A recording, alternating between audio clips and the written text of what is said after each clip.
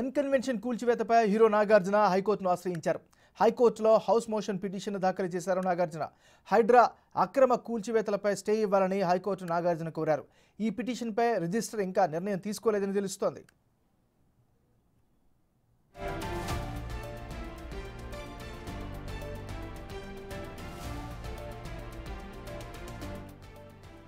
ఉదయం నుంచి N convention కూల్చేశారు అధికారులు. 3 అతిపెద్ద హాలను నేలమట్టం చేశారు. ఎన్ కన్వెన్షన్ ద్వారా భారీ ఆదాయం సమకూరుతుంది. 12 ఏళ్లలో పెద్ద మొత్తంలో నాగార్జున ఆదాయాన్ని సంపాదించినట్లు ఆరోపణలున్నాయి.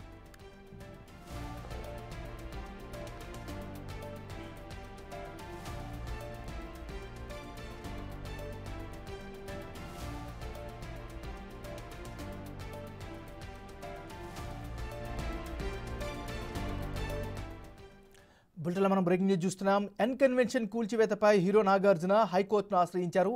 హైకోర్టులో హౌస్ మోషన్ పిటిషన్ దాఖలు చేశారు నాగార్జున. హైడ్రా అక్రమ కూల్చివేతలపై స్టే ఇవ్వాలని హైకోర్టును నాగార్జున కోరారు.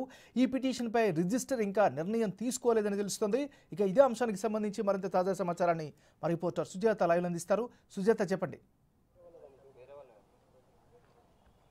ఉదయం నుంచి కూడా అటు హైడ్రా అధికారులు అయితే మాత్రము పూర్తి స్థాయిలో ఎక్కడికెక్కడ చర్యలు తీసుకుంటున్నటువంటి పరిస్థితి ఉంది. ఎందుకంటే ఎఫ్టీఎల్ బఫర్ జోన్లకి సంబంధించినటువంటి నిర్మాణాలు ఎక్కడైతే అక్రమంగా కట్టారో వాటి మీద అయితే మాత్రము పూర్తి స్థాయిలో నేలమట్టం చేస్తున్నటువంటి పరిస్థితి ఉంది. ఇందులోనే భాగంగానే గత కొన్ని సంవత్సరాల నుంచి అటు ఎన్ కన్వెన్షన్ హీరో నాగార్జునకి సంబంధించి అనేక ఫిర్యాదులు వచ్చినప్పటికీ గత ప్రభుత్వం ఎక్కడ చర్యలు తీసుకోలేదు. అయితే రీసెంట్ గా వచ్చినటువంటి ఫిర్యాదుల మేరకు అయితే మాత్రం అటు హైడ్రాకి దాదాపు రోజుకి 100 ఫిర్యాదులు అందడంతో ఇందులో భాగంగానే ఎన్ కన్వెన్షన్ కి సంబంధించి ఫిర్యాదు రావడంతో వెంటనే కూడా రంగంలోకి దిగినటువంటి హైడ్రా అధికారులు ఉదయం నుంచి అయితే కూల్చివేతలు ముమ్మరం చేశారు. అయితే నాగార్జున ఇప్పటి వరకు అయితే మాత్రము అక్కడ ఎన్ కన్వెన్షన్ దగ్గర కూల్చివేతలు జరుగుతున్నప్పటికీ కూడా వాళ్ళ కుటుంబ సభ్యులు కానీ ఎవరు అక్కడికి రాలేదు. కేవలం ట్విట్టర్ వేదికగాను అదేవిధంగాను హైకోర్టును ఆశ్రయించారు. హైకోర్టులో తను ఏంటి అని అంటే ఈ నిర్మాణాలని కూల్చడానికి పట్ల అయితే మాత్రము పూర్తిగా ఖండిస్తూ స్టే ఇవ్వాలని హౌస్ మోషన్ పిటిషన్ అయితే మాత్రం దాఖలు చేశారు. ప్రస్తుతం కోర్టు అయితే మాత్రం ఏ విధమైనటువంటి రిప్లై కూడా ఇవ్వలేదు. ఎందుకంటే ఇప్పటికే హైడ్రా అధికారులు అటు ఎఫ్టీఎల్ బఫర్ జోన్లకి సంబంధించినటువంటి నాలకి సంబంధించినటువంటి ఎక్కడెక్కడ భవన నిర్మాణాలు ఉన్నాయో వాటిని అన్నిటినీ కూడా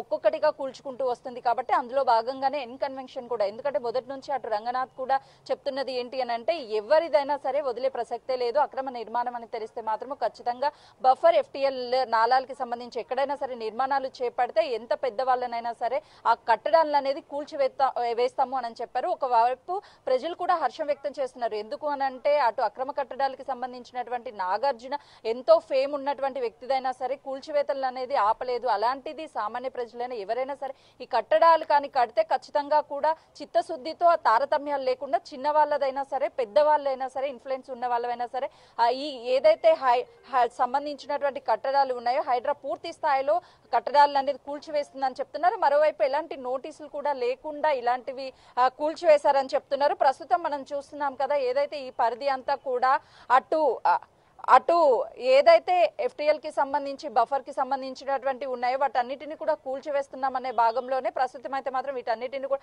అటు అధికారులు వచ్చి ఇక్కడికి కూల్చివేసినటువంటి పరిస్థితులు ఉన్నాయి. ఎందుకంటే దాదాపు గత కొన్ని రోజుల నుంచి కూడా ఈ హైడ్రా అధికారులు పూర్తి స్థాయిలో ఎక్కడెక్కడ బఫర్ ఎఫ్టీఎల్ కి సంబంధించినటువంటి నిర్మాణాలు ఉన్నాయి, గతంలో ఎవరెవరి నిర్మాణాలకు సంబంధించినటువంటి అసలు అనుమతి లేకుండా ఎలా నిర్మించారనే దాని మీద పూర్తి స్థాయిలో అయితే మాత్రం ఫోకస్ చేశారనే చెప్పుకోవచ్చు. ఎందుకనంటే ఇలాంటివి దాదాపు ఎఫ్టీఎల్ బఫర్ జోన్లకి సంబంధించి నిర్మాణాలను నిర్మించడం వల్ల అయితే మాత్రము ఈ హైదరాబాద్ ప్రాంతం ముఖ్యంగా జంట జలాశయాలు ఏవైనా ఈ ప్రాంతాలన్నీ కూడా నీట మునిగే అవకాశం ఉంది. వర్షాకాలం వస్తే చాలు ఈ చెరువులు ఎఫ్టీఎల్ కి సంబంధించిన, ఎందుకంటే ఎఫ్టీఎల్ అనగానే అది ఫుల్ ట్యాంక్ లెవెల్ వాటర్ కి సంబంధించినటువంటిది. చెరువు నిండినటువంటి సమయంలో ఎక్స్ట్రా వాటర్ ఏదైతే ఉంటుందో ఆ వాటర్ అంతా కూడా ఎఫ్టీఎల్ పరిధిలో ఉంటుంది. వీటిలో కన్స్ట్రక్షన్స్ అనేది చేయవద్దు. కేవలం వ్యవసాయం కోసం లేకపోతే కాలానికి అనుగుణంగా వ్యవసాయాలు చేసుకోలే తప్ప ఎలాంటి పర్మనెంట్ స్ట్రక్చర్ అనేది అక్కడ నిర్మించవద్దు. కానీ అలాంటివి నిర్మించడం వల్ల అటు గండిపేట చెరువు కావచ్చు లేకపోతే పెద్ద పెద్ద చెరువులు ఏవైతే ఉన్నాయో ఆ చెరువుల పరిధిలో ఉన్నటువంటి వాటన్నిటిని కూడా పూర్తి స్థాయిలో డిమాలిషన్ చేసుకొస్తూ ఉన్నారు. కానీ ఈ రోజు ఇక్కడ ఉన్నటువంటి చెరువుకి సంబంధించినటువంటి నాలాకి సంబంధించినటువంటి కావచ్చు ఎఫ్టీఎల్ కి వీటన్నిటిని కూడా కూల్చివేస్తున్నటువంటి నేపథ్యంలోనే ఇక్కడ ఉన్నటువంటి చెరువులకి సంబంధించినటువంటి ఎఫ్టీఎల్ ల్యాండ్ ఏదైతే ఉందో అది ఎన్ కన్వెన్షన్ లో ఉంది అని చెప్పేసి ఐడెంటిఫై చేసినటువంటి అధికారులు అయితే మాత్రం పూర్తి స్థాయిలో నేలమట్టం చేశారు. గతంలో ఏమైనా కంప్లైంట్ కంప్లైంట్లు ఫిర్యాదులు వచ్చినప్పటికీ కూడా పట్టించుకోలేదు. వీటన్నిటినీ కూడా ఎవరు అధికారులు కడుతున్నప్పటికీ కూడా అధికారులు ఎందుకు స్పందించలేదు? ఇప్పుడు మాత్రము కాంగ్రెస్ ప్రభుత్వం ఏర్పడిన తర్వాత వీటి మీద చర్యలు తీసుకోవడం సంతోషంగా ఉంది అని ఒక పక్క చెప్తున్నప్పటికీ కట్టడం చేసుకున్నటువంటి ఓనర్స్ ఎవరైతే ఉంటారో వాళ్ళ కొంతవరకు బాధను వ్యక్తం చేస్తున్నారు. ఎందుకంటే ఎలాంటి నోటీసులు ఇవ్వకుండా ఇలా కూలగొట్టడం వల్ల ఆస్తి నష్టం కూడా జరుగుతుంది అని చెప్పేసి వాళ్ళు చెప్తున్నటువంటి పరిస్థితి ఉంది కదా. దాదాపు ఈ చెరువు పరిధిలో ఉన్నటువంటి FTL కి సంబంధించినటువంటి 200కి పైగానే షెడ్లు ఏవైతే ఉన్నాయో వాటన్నిటిని కూడా నేలమట్టం చేశారు అధికారులు. పూర్తి స్థాయిలో పోలీస్ బందోబస్తును కూడా ఏర్పాటు చేశారు. ఎందుకంటే ఇక్కడ నిర్మాణాలకి సంబంధించినటువంటి కట్టడాలు ఏవైతే ఉన్నాయో వాటిని కూల్చే సమయంలో ఎలాంటి వివాదాలు ఎలాంటి గొడవలు జరగొద్దు అని చెప్పేసి పూర్తి స్థాయిలో ముందుగానే ఇక్కడికి వచ్చి కూల్చివేసినటువంటి